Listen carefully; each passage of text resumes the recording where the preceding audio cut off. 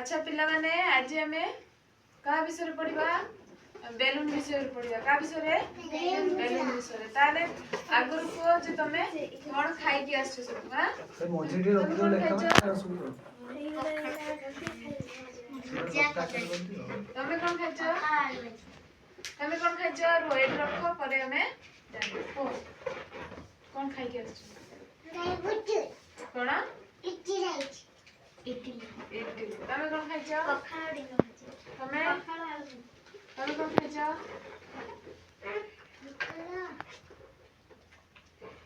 आउ तमे कोन खाइछो तमे ताले समस्त पखाड़ खाइ आछो तो ओ आज का विषय जानिबा हमें बेलून विषय जानिबा हला एटा कोन बेलून यार रंग जानछ सब एटा को रंग कहलो ब्लू एटा ग्रीन गोलापी ये जो धरिछि एटा बाइगण ये जो धरिछि धला धला एटा ताले एटा कोन